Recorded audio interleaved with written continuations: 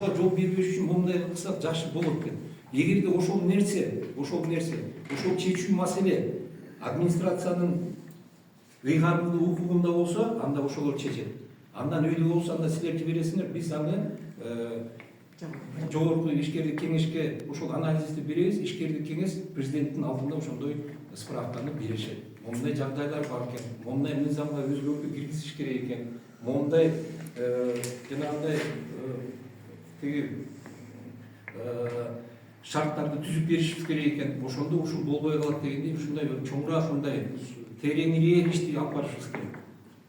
Кененирээк ишти алып барышыбыз керек. Ошондуктан мынакей бүгүнкү күндө жетебиздин бул эме ысык көл ыйгарым укуктун аппаратына анан биринчи орун басарына мен ыраазычылык айтаттым. Силер менен жолугушуп ушундай шарт түзүп берип атат.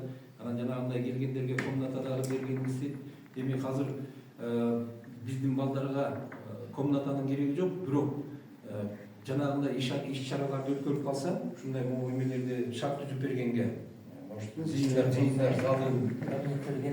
жыйындар залын эметип, анан Жыргал мырза эгерде ушул жерге келип калса, мунун да бир жерге кирип мындай бир сиз менен Жок, Караколдукка келет. Сен бүгүн Бишкектен баштап келе атпайганды бар ай биякта болот. Шаардыкы болуп калат, ал эми областной болуп атпайбы? Бар. Анан ошол буларга ушундай шарт түзүп берип койсоңуздар, анан ишти кандай жүргүзөт, аны да көрөбүз да.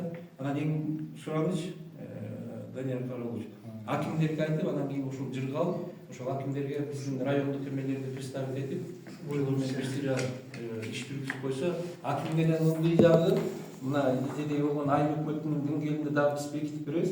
Ошол айыл өкмөтүнүн деңгээлиндеги дагы алар ошону билиш керек. Анан жанагындай